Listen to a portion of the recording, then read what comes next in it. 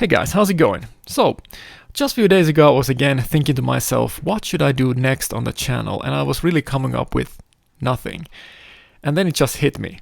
I'm gonna make a lipless crankbait. For some reason I've never made one of these lures on the channel before, and honestly I don't know why. They obviously catch a lot of fish, they are easy to fish with and pretty popular, and I thought that they're probably pretty easy to make as well. So, you know what, let's just go with one of these lures.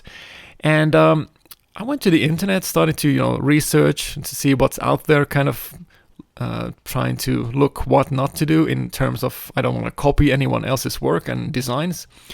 And I noticed something interesting. A lot of these commercial crankbaits or lipless crankbaits are not very detailed. And I was like, yeah, I'm definitely gonna go to the opposite direction and have all kinds of details. And I guess I'm kind of known for that.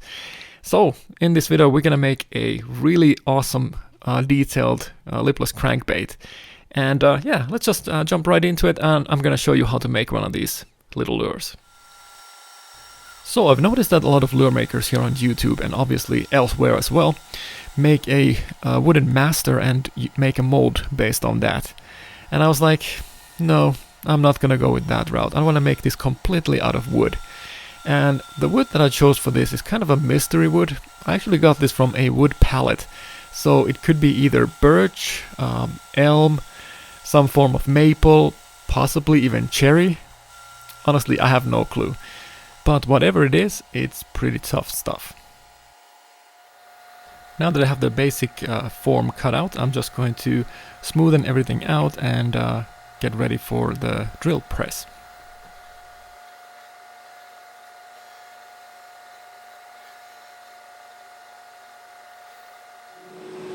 If you've seen any of my other videos, you've noticed that I recently like to use my drill press to make a pilot hole for the eye sockets, and that's what I'm gonna do now. I decided from very early on that I want to have an internal wire harness in this lipless crankbait, so I need to mark out where the center line is to help me out with the cutting task later on. And honestly, it's just a good practice to do. If you want to make sure that your lure is symmetrical, for example. At this point I figured, you know what, I'm just gonna do the internal wire harness slot, and I'm just gonna use my hacksaw to do it. And hacksaw because it has slightly bit thicker blade than my other saw that I use for other stuff, like for example cutting swim bait joints.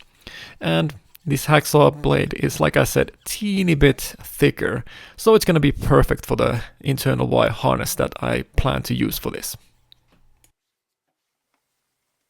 Next I'm gonna do the upper profile, and I decided to skip the whole, I'm gonna make a nice looking perfectly symmetrical stencil to make the lines here, and just winged it and basically eyeballed everything. And honestly there's not really that much to take out anyways, so I think this is perfectly acceptable. Next it was off to the belt sander, and I decided to again skip the whole bandsaw thing because there's not that much to take out anyway, so I'm just going to use the discs and the belt on my sanding tool to do the deed.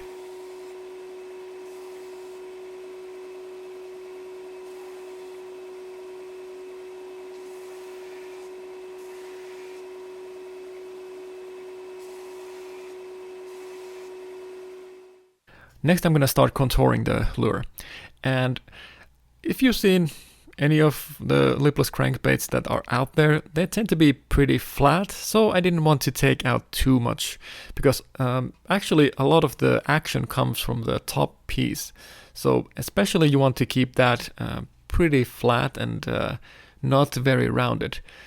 Although there are a few types that will actually swim pretty decently even if you have kind of a rounded top part, but I decided to skip that and keep it kind of blocky.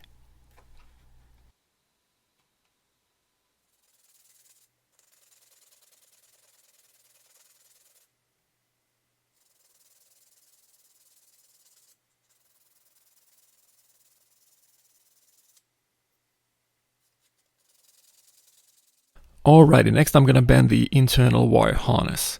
And for some reason this part is actually one of the most frustrating parts of lure making for me, because for some reason I always end up getting the back loop or the middle loop too big or too small. But for some reason everything went out so smoothly this time around. I didn't even have to fix anything, which is very rare, to be honest. I think the fact that I have this kind of an open slot helps a lot, because you can compress the wire harness, and yeah, it's just easier to fit it in. And also the reason why I did it this way is that I have the weight part mostly on the front, so you want to make sure that there's no wire in there, because obviously it's going to be pretty difficult to drill into it. Although I am going to have at least one spot in the back that will have some weight in it, but it's not a big deal.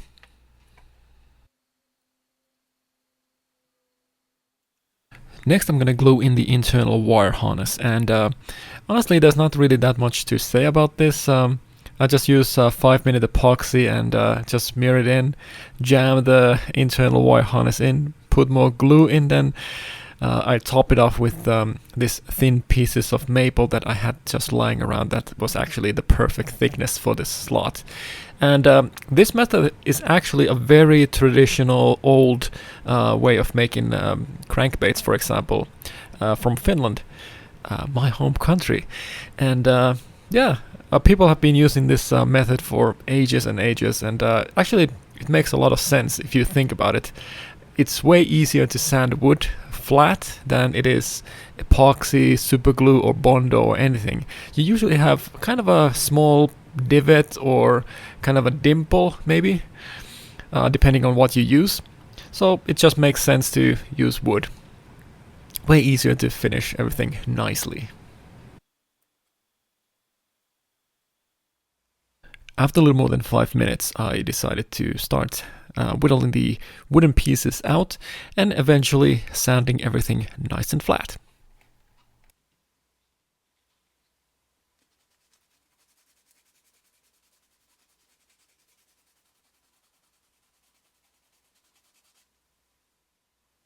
Now the lure is ready to be weighed, but before I can start doing any drilling, I'm just going to mark to this 6.5mm drill bit the depth that I don't want to go over with some masking tape. Next I'm going to do some drilling, and as you can see I'm just holding the lure in my hand and drilling with the other. And I know that a lot of people use a vise to fix their lures when they do any kind of drilling, which is all fine, but I feel like I'm more comfortable doing it like this. I have more control on the angle and all of that stuff. And before actually starting to make this lure, I made a whole bunch of these lead bars that I always like to use on my lures. I know that a lot of people like to pour the lead straight into the holes. I've never actually liked doing that myself because it's not very accurate, and also it's a bit more messy and potentially dangerous too.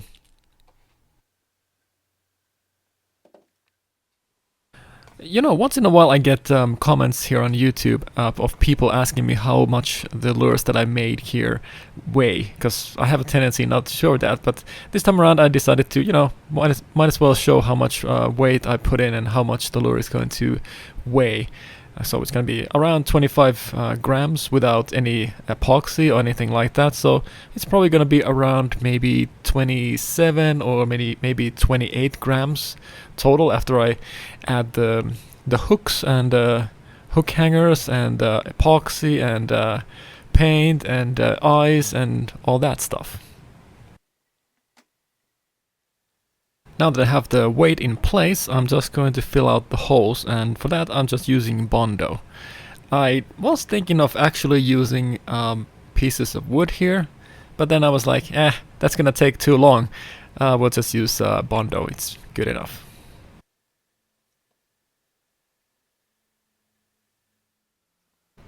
Now that the Bondo has cured enough for me to start whittling it out, I'm actually just gonna go ahead and do that. And Obviously after that I'm going to sand everything nice and smooth, like always.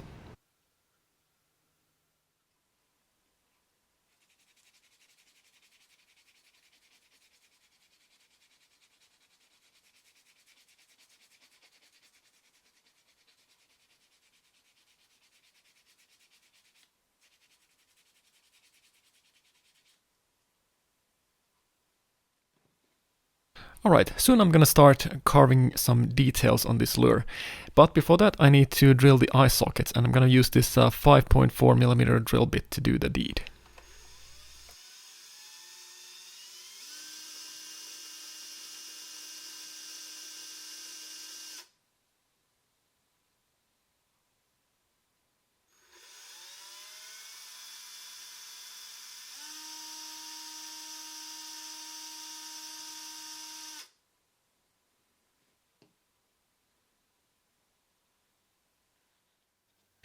Alright boys and girls, let's do some carving. And if you've seen any of my other videos, you already know the drill. What I'm gonna do is I'm going to use this exact sketch to make kind of templates that I can then use to trace out all the outlines that I'm gonna be using to cut the head details first. And what makes this more challenging than most of the projects that I do is everything is so freaking small that I'm just telling you, you have to have a lot of patience if you want to embark in something like this. But, you know, I have to say, this went out so freaking fast. I can't believe how fast it actually took me to actually complete the whole thing. Yeah, maybe I'll talk about that later on, but yeah, this is pretty much standard stuff if you've seen any of my other videos. Not too much to say about this.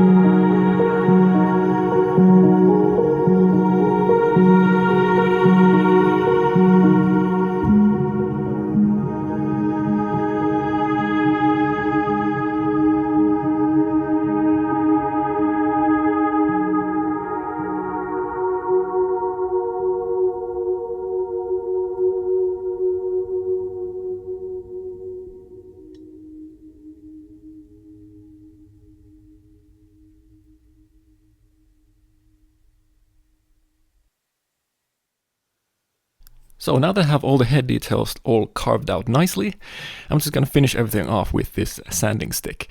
And I have just glued a piece of sanding paper, which is like grit 80, on the tip of this sanding stick. And then later on I'm going to use something a little bit more finer, like 220.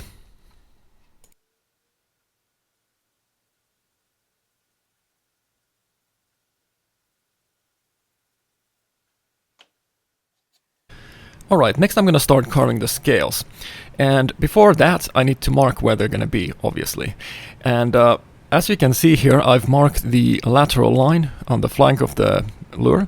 And I'm going to go with 2mm increments to give me a starting point for the scale, which I will then draw with this kind of a special stencil that I've angled in a specific way to guarantee to give me nice looking scales every single time.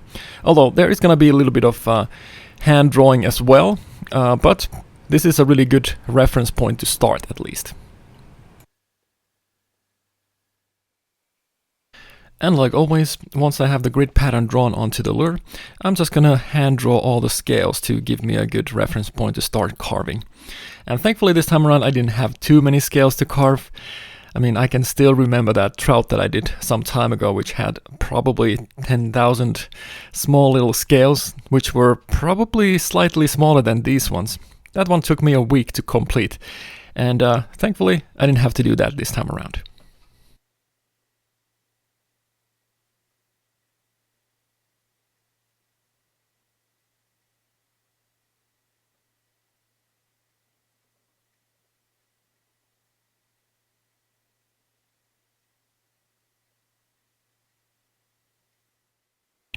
After the scales were drawn in, it was just a matter of carving them out with this 9mm hobby knife that I've been using for years for carving very small details. I just really prefer this method over everything else that's out there, like for example burning tools and things like that. I just feel like this is the most accurate way of doing it, and it leaves nice crisp lines, which is what I want for something very detailed and small like this.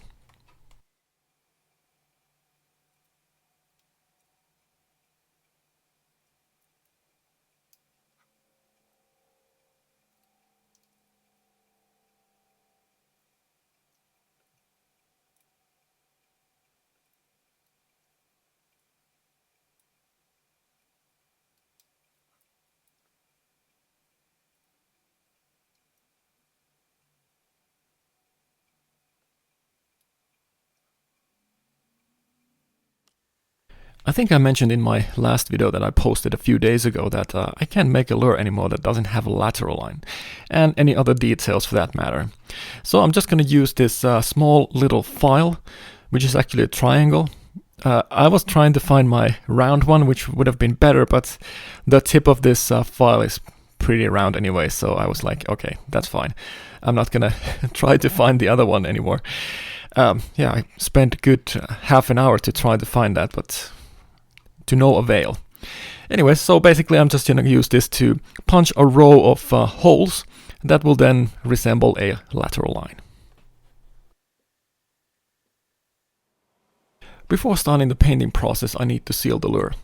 And the best way to go about that, I think, is to use these spray-on clear coats that will seal the lure, obviously, but still retain all of the details that I carved on it. So, all in all, I ended up spraying 4 layers of this spray-on clear coat, which is plenty for me to start painting on, which I'm going to start doing now. And what I'm going to do first is I'm going to prime the surfaces with this black paint. And the goal here is to try to make a shad.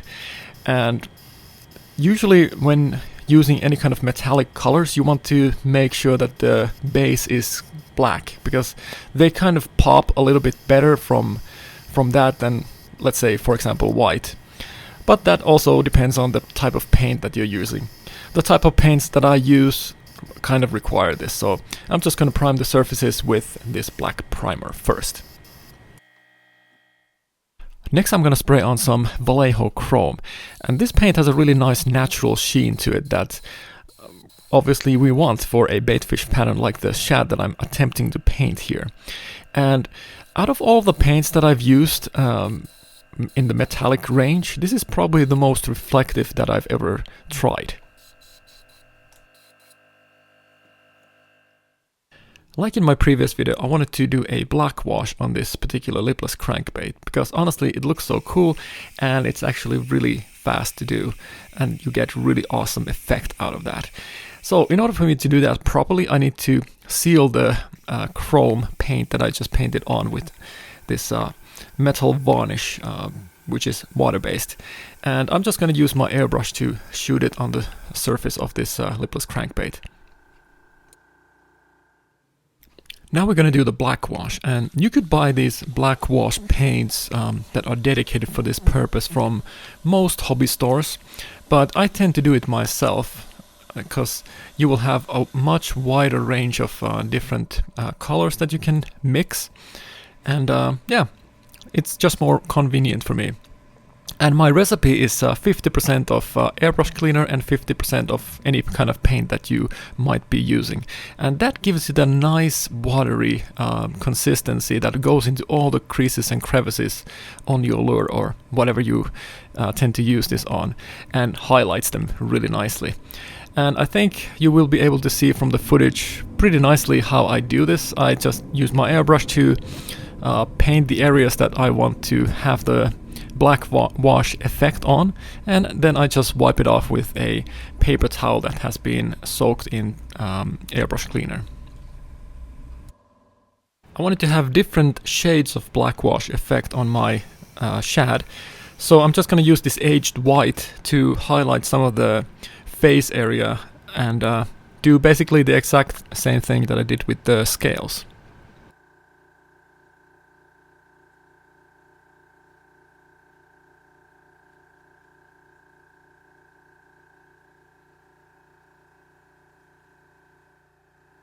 Once I was happy with the black wash effect that I was doing on this lure, which I actually had to do a few times to make sure that all of the areas were completely highlighted. Sometimes you get a little bit carried away and wipe too much out.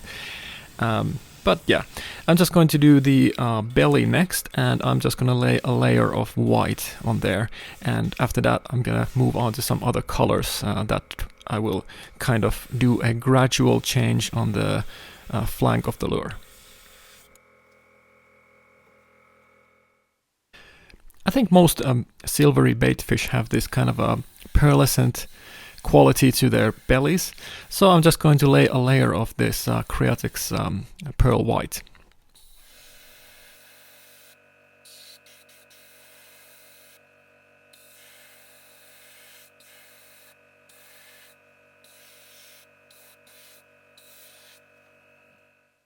In order to get a little bit more interesting sheens of different types of metallic colors onto the lure, I wanted to add a little bit of this brass color into it. And just a hint, I'm not really actually sure if you can able to see how much I put in, but it's very little. But it still shows up when you move the lure a little bit. Alright, so continuing with the theme of adding a little bit more interesting different effects on the lure, I'm just going to lay a layer of this color shift blue on the flank of the bait. And most bait fish have this kind of a blue sheen to them, so I think it's perfect for this. And moving a little bit up, we're gonna start painting the back. And I'm gonna start it off with some grass green. And this green tone kind of reminds me of what a smelt would have on their backs. If you look any kind of a juvenile smelt, they kind of have this cucumbery green sheen to their backs. But we're not painting a smelt here. So after this, I'm just gonna lay a layer of Russian brown here. And I tend to use this brown a lot when I do any kind of baitfish patterns. I think it just looks awesome on them.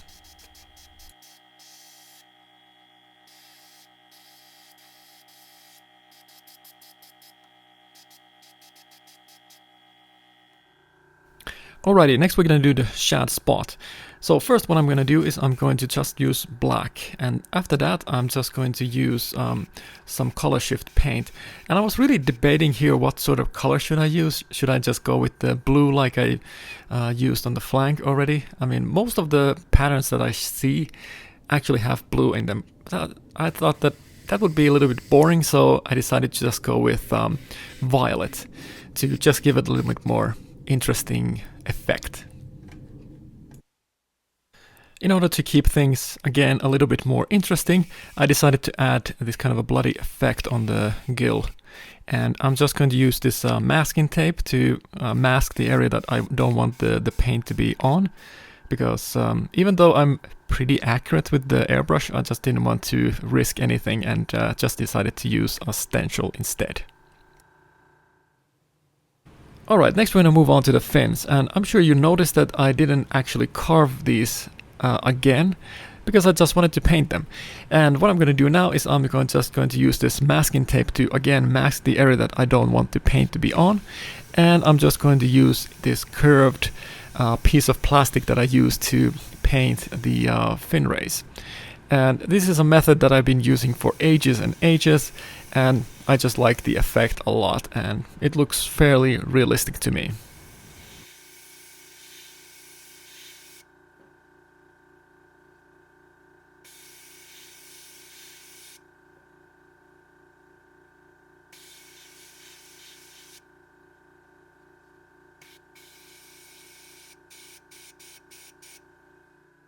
To top everything off, I'm just going to use a little bit of black on a few areas around the fin, just to make them pop a little bit more.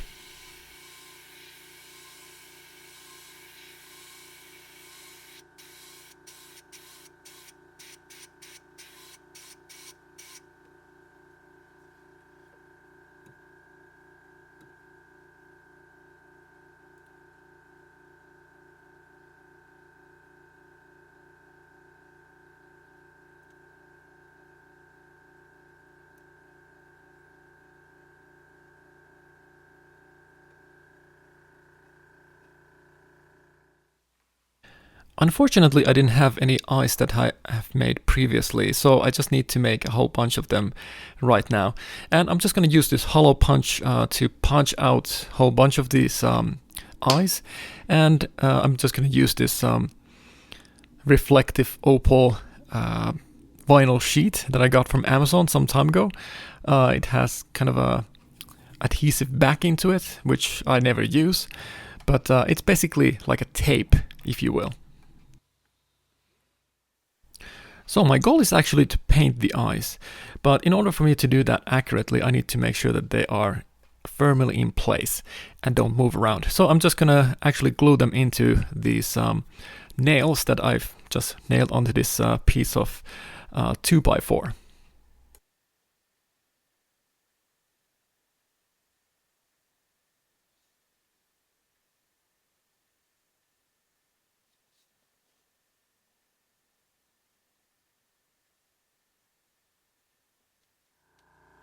So now that I've made sure that the eyes are firmly in place and aren't going to move anywhere, I can start painting.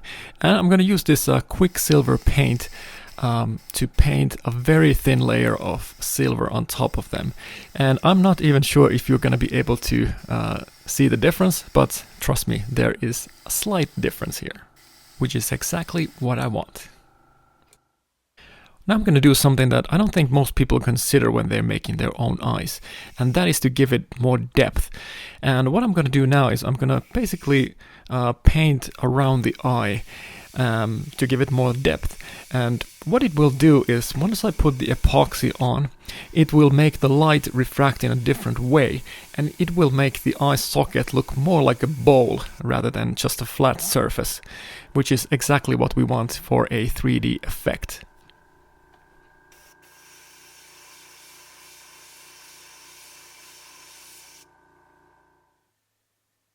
When it came to the eyes, I decided, you know what, this is good enough.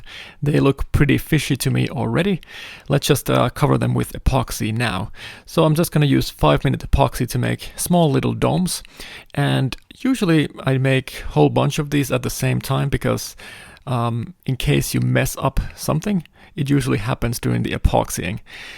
Sometimes you might have air bubbles that just don't come out, or maybe you didn't mix the epoxy properly and some of the eyes are left soft.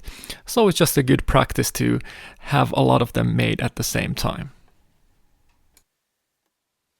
And lastly, I'm gonna paint the pupils, and I have this custom-made stencil that I use for the eyes, and pretty straightforward stuff. You just shoot black paint through it and boom, you have eyes.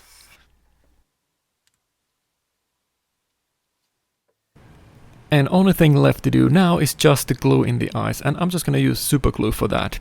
And you know, it's sometimes kind of crazy how the eyes will change the whole look of a lure, especially if you did a good job, which I think I did, and make the whole lure come alive.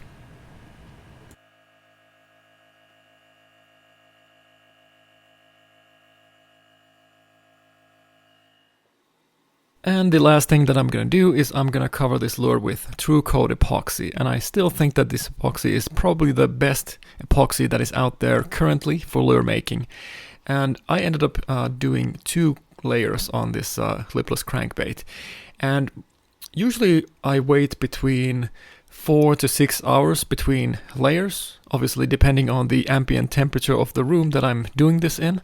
But what I've started to do recently is that I place a small heater in front of the drying wheel, and that will reduce the time that it takes for the epoxy to cure considerably. Alrighty, so this is the next day, and I gotta say I'm fairly happy with how this came together. Although there are a few things that I would probably do a little differently, but you know, there's always next time.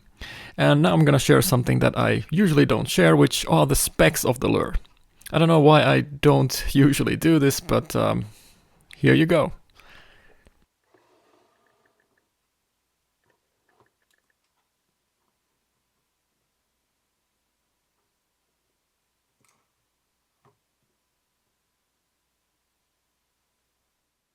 So obviously I still need to show you the action of the lure, and I gotta say, wow. I wasn't expecting this to have such a wide wobble, which is, you know, all cool by me. I mean, as long as it swims, I'm okay with that. But all in all, this actually was a really fast build. I think my fastest to date. It only took me 2 days to complete. And yeah, I had fun making this, and hope you had fun watching this. So, like the video if you did, subscribe to the channel for more content like this, and you can support me on Patreon nowadays too, if you want. That will give you some exclusive footage and also tips on new lure making tutorials. Basically, you will be able to view them one day before everyone else is. So yeah, that's all from me now. Hope you guys enjoyed. See you guys on the next one, whenever that's gonna be.